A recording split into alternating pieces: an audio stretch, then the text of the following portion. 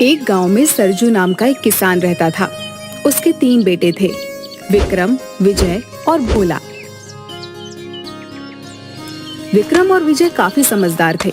वहीं भोला को सब भोंदू बुलाते थे, क्योंकि वह बहुत सीधा था और मूर्ख भी था। बेटा, अब मैं बूढ़ा हो गया हूँ, मुझसे काम नहीं होता। बेटा भोंदू बहुत सीधा है, मुझे समझ नहीं आता वो क्या करेगा।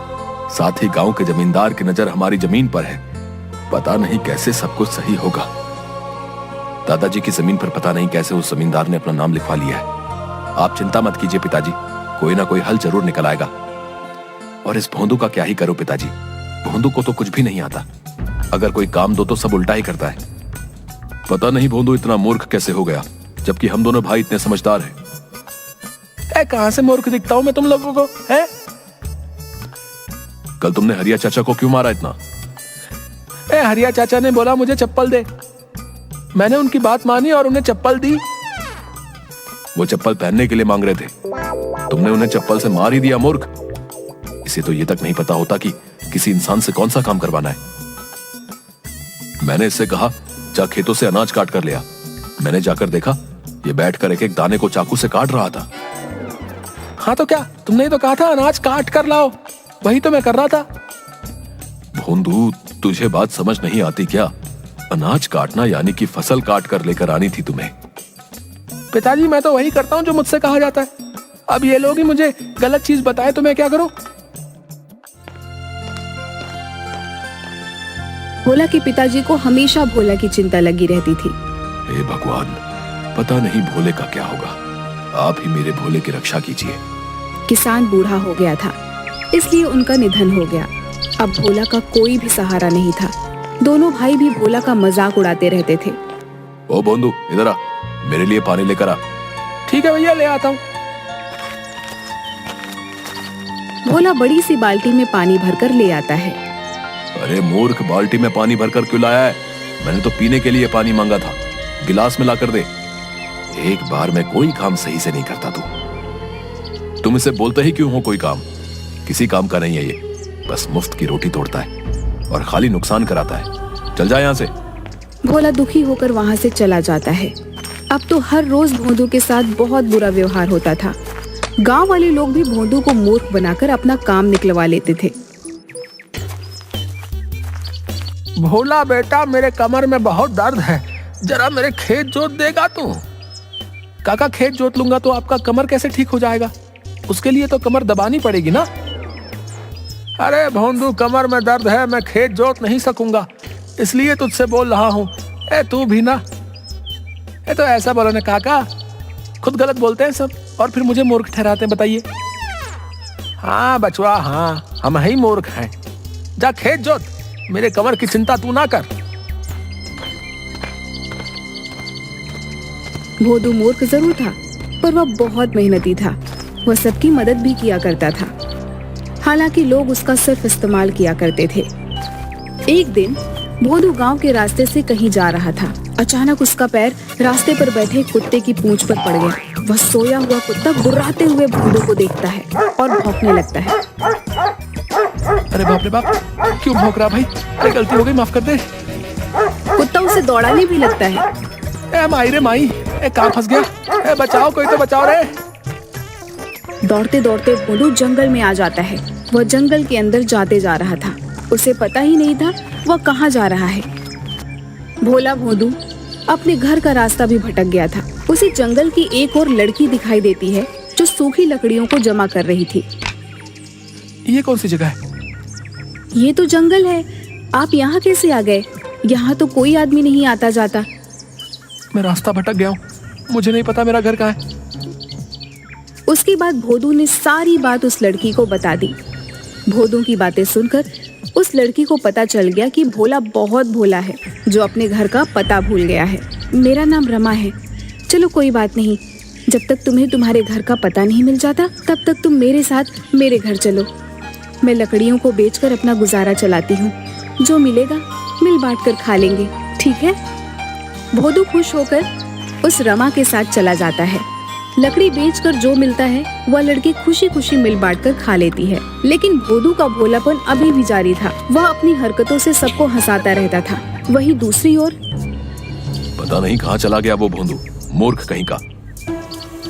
एक तो खुद जमींदार ने हमारी जमीन ले रखी है, ये परेशानी क्या कम थी जो अचानक भोंदू भी गायब हो गया। मैं तो तंग आ गया हूँ। चिंता मत करो, कोई ना कोई रास्ता जरूर निकल आएगा। इधर कुछ दिन बाद भोदू जंगल में लकड़ी का गट्ठर उठा रहा था। लकड़ी का गट्ठर बहुत बड़ा और भारी था, जिसे भोदू ठीक तरह से उठा नहीं पा रहा था। अरे बाबा, ये लकड़ी का गट्ठर तो बहुत भारी है, उठ नहीं रहा। पता नहीं कैसे रमा इसे उठाती है। वहीं पास ही भोदू को एक पेड़ के नीचे एक साधु बाबा नजर आए, जो ध्यान लगाए बैठे थे। भोला भाला भोदू बिना कुछ सोचे समझे उन साधु बाबा को कहता है, ओ भाई, ये गठरी बहुत भारी है, थोड़ी मेरी मदद कर दो ना उठाने में। आप तो वैसे भी सो ही रहे हो। साधु ध्यान में मग्न था और साधु ने कुछ नहीं सुना। अरे अजीब इंसान है, नींद में इतना मग्न है कि किसी की कोई मदद को राजी नहीं है। ए, उठ जा भाई, उठ जा, मेरी मदद कर दे भाई। कौन मूर्ख है जिसने मेरे सालों की तपस्या भंग की? मैं ध्यान कर रहा था। मूर्ख, तूने मेरा ध्यान तोड़ दिया है। तू खुद को समझता क्या है? बहुत बुद्धिमान है तू। इतना घमंड है तुझे अपनी बुद्धि पर, मूर्ख इंसान। लो, अब आप भी मुझे मूर्ख बोल रहे हैं। आपको नहीं पता मैं कितना समझदार हूँ? सब बस मुझे ही मूर्ख बोलते रहते हैं। तू बहुत समझदार है ना? तुझे अपनी बुद्धि पर बहुत घमंड है ना? जा, मैं तुझे श्राप देता हूँ। तेरी बुद्धि पलट जाएगी। तू अभी जैसा है उससे ठीक उल्टा हो जाएगा। तू खुद को जितना समझदार समझता है तो ठीक उसका उल्टा बन जाएगा। अरे महाराज, श्राप भी दे दिया, मेरा गट्ठर तो उठा देते। है अजीब बाबा है यार। यह बोलकर साधु बाबा वहाँ से चले जाते हैं। अचानक भोला ने अपने अंदर एक अजीब सा परिवर्तन महसूस किया, पर उसे समझ नहीं आया कि आखिर हुआ क्या। भोदू घर आता है। वहाँ रमा बैठकर लकड़ियों की कीमत का हिसाब लगा रही थी। आ गया, सारी लकड़ियाँ लेकर आए हैं ना? फिर रमा लकड़ी के पैसे जोड़ने में लग जाती है। 100 रुपए होने चाहिए। रमा, तुम गलत हिसाब लगा रही हो। झोपड़ी के पीछे जो लकड़ियों का बंडल रखा है, तुमने उसे बेचा ही नहीं है। और कल तुमने 2 गट्ठर आधे दामों पर बेचा था, क्योंकि वो गीली थी, इसलिए तुम्हारे पास अभी 50 रुपए ही हैं। हाँ, मैं तो भूल ही गई थी। रमा चौंक जाती है। आपने तो बिल्कुल सही हिसाब लगाया है। अचानक से आप इतने समझदार कैसे हो गए? भोदू ने रमा को साधु महाराज वाली सारी बात बता दी। असल में साधु का श्राप भोदू के लिए वरदान बन गया था। वो अब समझदार हो गया था। रमा यह सब सुनकर बहुत खुश हुई। आप बुरा न माने तो एक बात कहूँ? अरे, इसमें बुरा मानने वाली कौन सी बात है, कहो ना। आप मुझे बहुत अच्छे लगते हो और हमारा एक दूसरे से जान पहचान भी अच्छा हो गया है। क्यों ना हम दोनों शादी कर लें? अरे रमा, क्या सच में मैं तुम्हें अच्छा लगता हूँ? मुझे मंजूर है। इसके बाद रमा और भोदू दोनों पास के मंदिर में जाकर शादी रचा लेते हैं। एक दिन, अब मुझे अपने गांव जाना है रमा। ठीक है, आप चले जाइए। जाऊंगा, पर अकेले नहीं, तुम भी मेरे साथ चलोगी। तुम मेरी अर्धांगिनी हो, चलोगी ना? अब मेरे सब कुछ आप ही तो हैं। मैं आपके बिना भला कैसे रह सकती हूँ? भोदू रमा को लेकर अपने गांव पहुँचता है और अपने घर जाता है। वहाँ वह देखता है कि उसके दोनों भाई चिंता में बैठे थे। विक्रम भैया, मैं आ गया, प्रणाम। अरे भोंदू, तू कहाँ चला गया था रे? हमने तुझे बहुत ढूंढा, कहाँ था तू? और ये कौन है तुम्हारे साथ? भैया, मैं गलती से जंगल चला गया था, वहाँ रमा ने मुझे सहारा दिया। अच्छा हुआ तू आ गया, पर क्या फायदा? हम तो बहुत बड़ी मुसीबत में फंसे हुए हैं। मुसीबत? कैसी मुसीबत भैया? पिताजी की पूरी जमीन जमींदार ने अपने नाम करवा ली है। अब हमारे पास जमीन का एक टुकड़ा भी नहीं है जहाँ खेती करके हम अपना गुजारा कर सके। पिताजी की जमीन जमींदार ने हथिया ली है। आप चिंता मत कीजिए भैया, मैं वो जमीन छुड़वा लूंगा।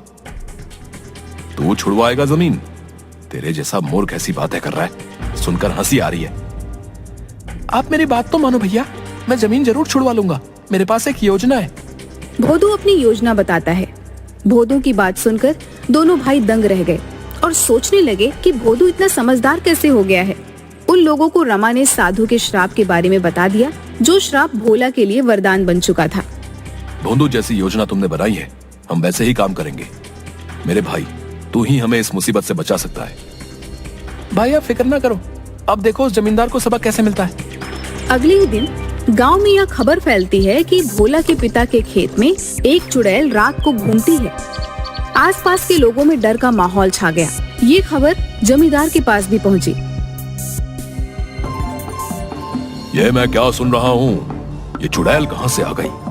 हाँ मालिक, आजकल सरजू की जमीन पर हर रात एक चुड़ैल घूमती नजर आती है और जैसे ही सामने जाओ वो गायब हो जाती है। गांव के 2-4 लोग तो बीमार हो गए हैं चुड़ैल को देखकर।